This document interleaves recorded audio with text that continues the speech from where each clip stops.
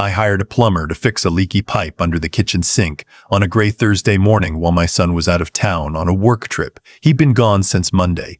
I wasn't expecting him back until Sunday. The plumber, a quiet man named Roy, a quiet man I'd called from a magnet on the fridge. He'd been under the sink for maybe 40 minutes when he came and found me in the living room.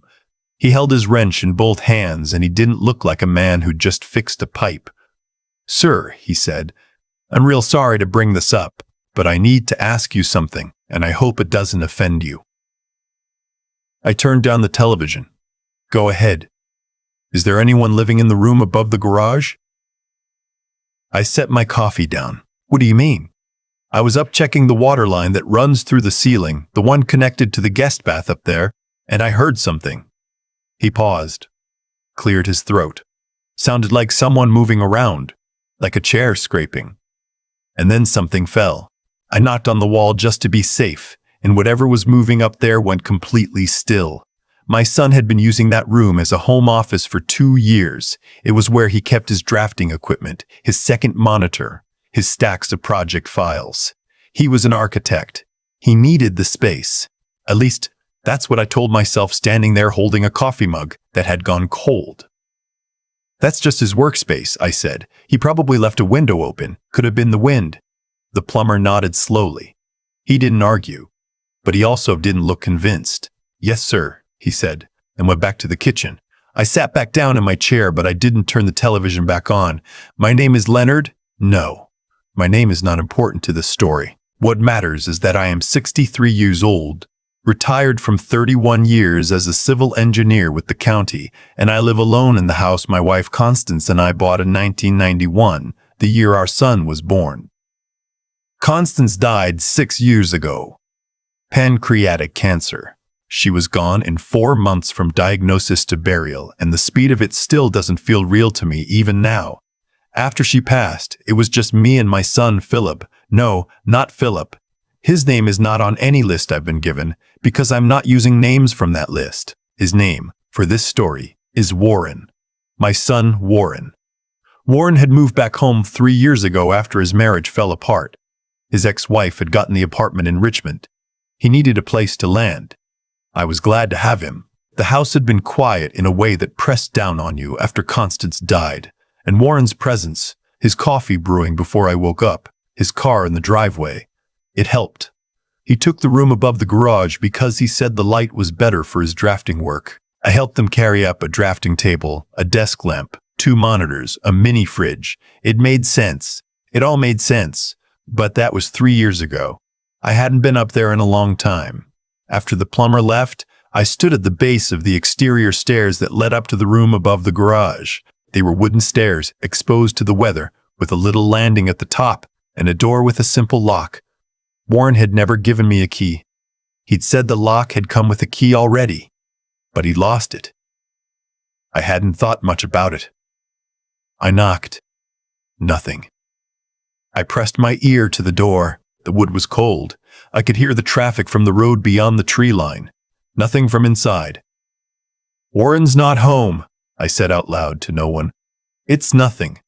I went back inside, but that night, lying in the bedroom Constance and I had shared for 24 years, I thought about the condensation I'd noticed on the outside of the room's one small window when I'd walked past it 2 weeks earlier. A cold morning. The window had been fogged from the inside. From warmth, from breath. I thought about the grocery runs. I'd assumed Warren ate out most nights. He worked long hours, he said. Client dinners, site visits, the kind of schedule that didn't leave time for cooking. But I'd noticed, the past several months, that the refrigerator in the kitchen emptied faster than it should for one old man. I'd bought 12 eggs on a Tuesday, and by Thursday there were 4. I thought I was simply forgetting what I'd eaten. That's what I told myself. I'm 63 and I live alone, and sometimes I forget. I didn't sleep well that night. The next morning I called Warren's cell.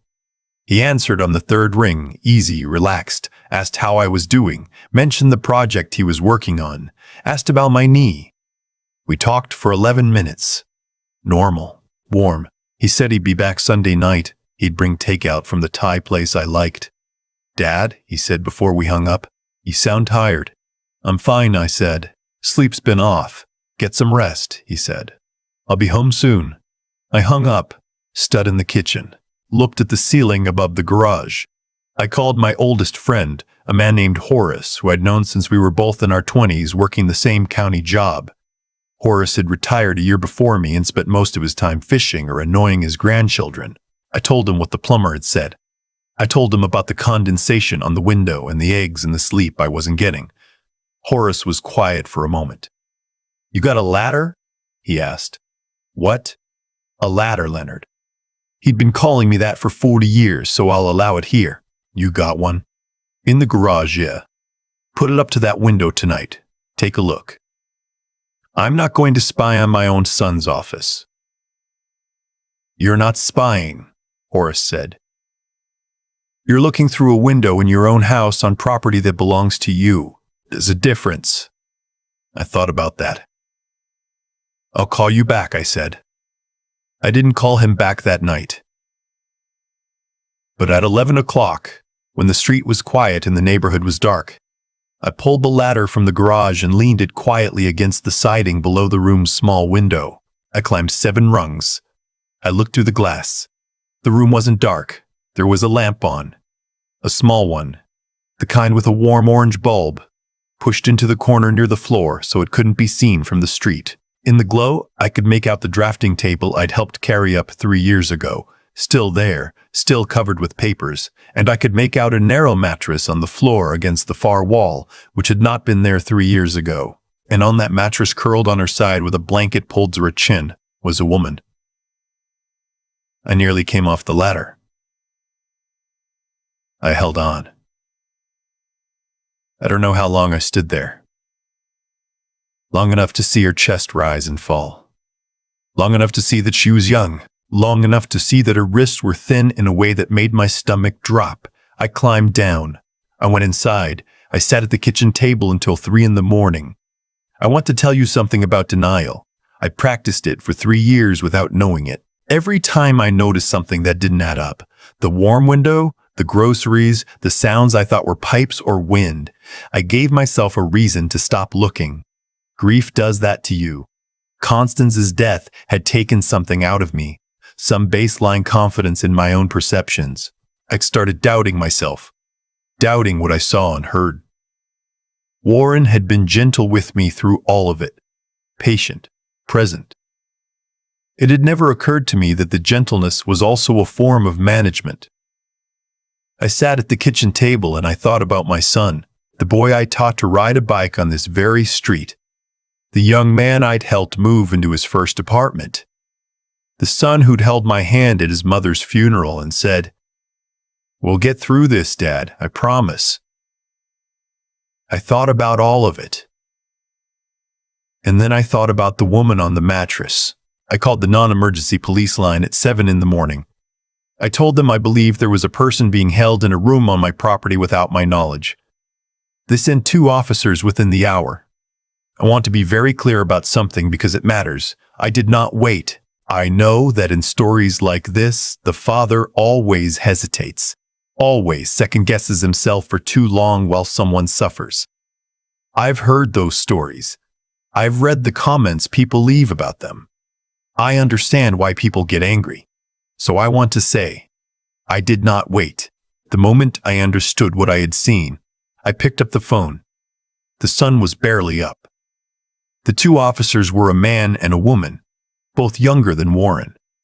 I showed them the exterior stairs. One of them knocked on the door and announced themselves. For a moment there was nothing. Then we heard movement, a shuffling, something falling. The officer tried the door, locked. They called for a key. Warren, 300 miles away, didn't answer his phone. The officers conferred briefly. Given the circumstances, given what I'd told them, they made the decision to enter. It took less than 2 minutes to open the door. She was standing against the far wall when they went in, as far from the door as the room allowed. She had a drafting pencil in her hand.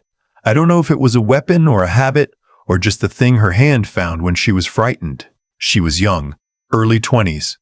She had dark hair, and she was thin in a way that was alarming up close. Her eyes went to the officers, then to me, standing in the doorway behind them. "Are you okay?" the female officer asked her, calm and low. She didn't answer right away. She looked at me. "Are you his father?" she asked. "Yes," I said. She started to cry. Not loudly. Just this slow overflow, like something that had been pressing against a wall for a long time. Her name was Cecile. She was 22 years old. She and Warren had met at an architecture conference 18 months ago when she was an intern at his firm. They'd started dating. She'd moved in, up there, in that room. 6 months into the relationship, when her lease ended and Warren told her he had a place where she could stay while they figured things out, she'd believed him. She'd trusted him, but 6 months had turned into a year, and the figuring things out never happened. Warren held her passport. He'd asked to keep it when they traveled together, a long weekend trip to Quebec, and when they came back, he didn't return it. When she asked for it, he had reasons. He was worried she'd leave. He needed time. They were building something together. She'd been up in that room for 14 months. She was allowed out, she told the officers carefully, when I was away. Warren would take her to a park, a grocery store, occasionally a restaurant. She had a phone, but it was on a plan he controlled, and he could see everything she sent or received. Her family was in France. She'd come to the United States on a work visa, which Warren had also taken possession of. Her friends from the firm had slowly stopped reaching out because Warren had sent messages from her accounts telling them she needed space. The officers were writing everything down. I stood in the doorway of the room above my garage, in the house I'd owned for 32 years, and I listened to a 22-year-old woman describe her life there, as if she were reading from a list of grievances she'd been composing for a long time.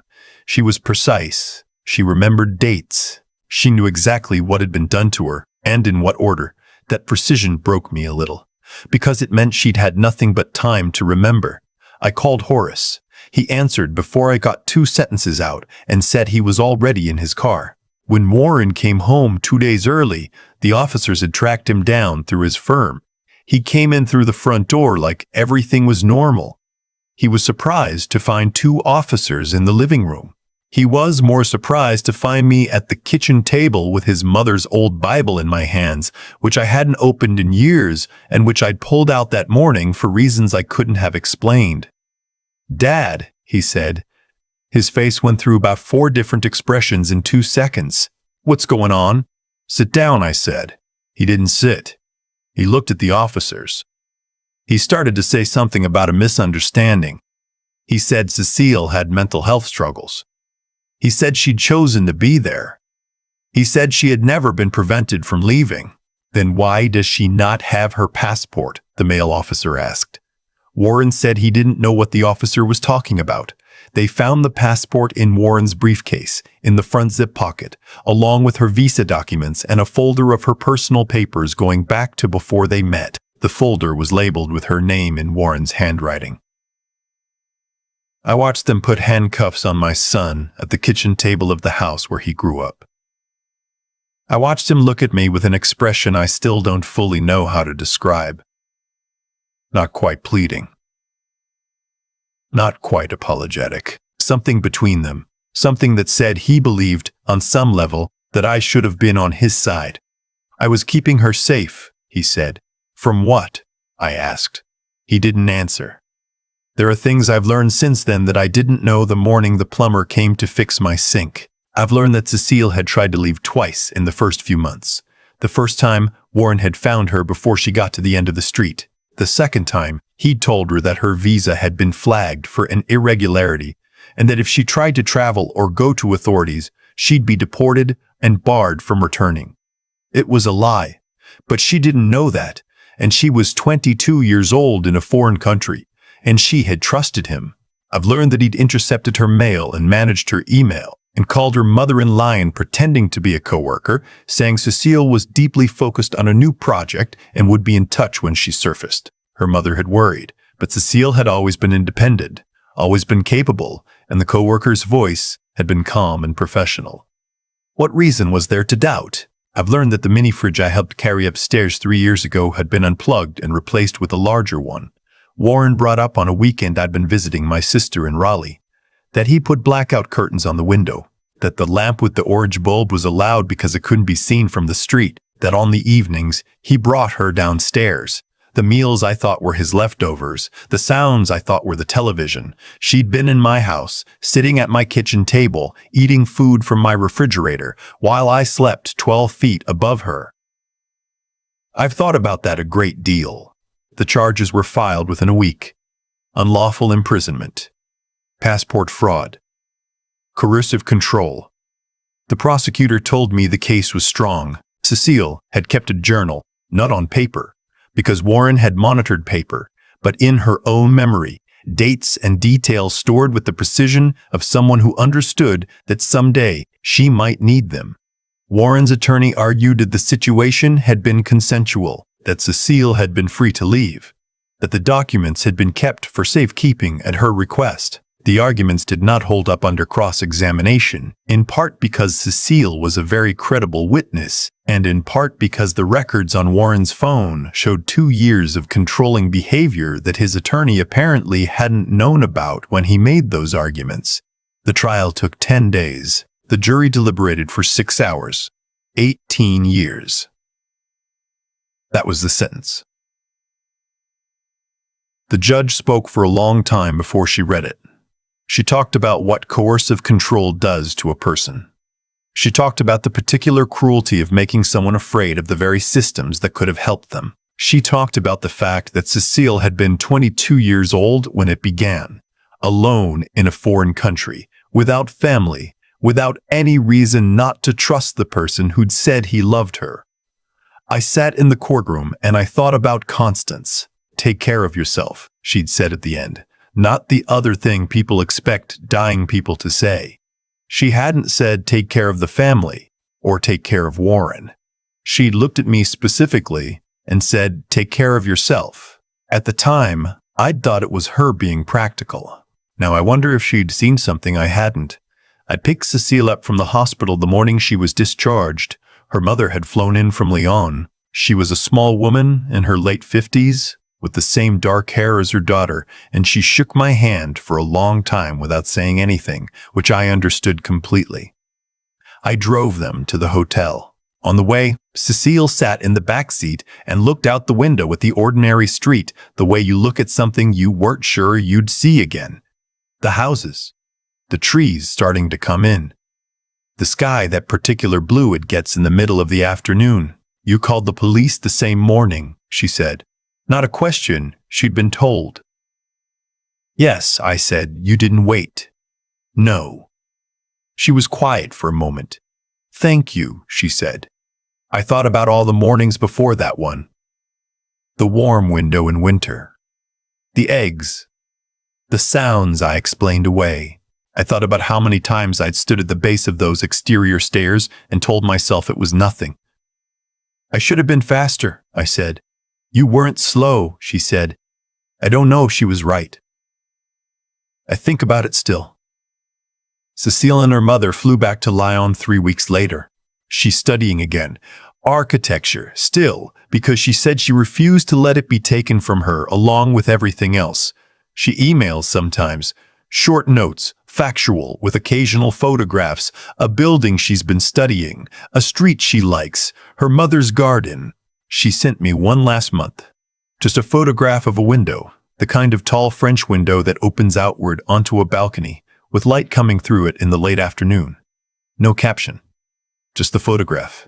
I printed it out and put it on the refrigerator, next to the one of Constance from the summer we drove to Nova Scotia, the year Warren was 9 years old, and still small enough to fall asleep in the back seat before we'd cleared the state line. I look at both of them in the morning when I'm getting my coffee.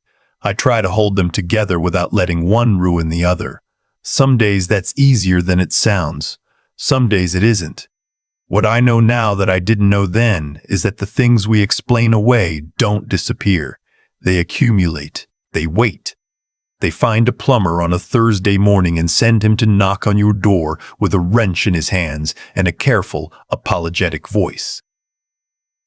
The question is what you do when they arrive. I like to think I know the answer now. I like to think Constance would agree.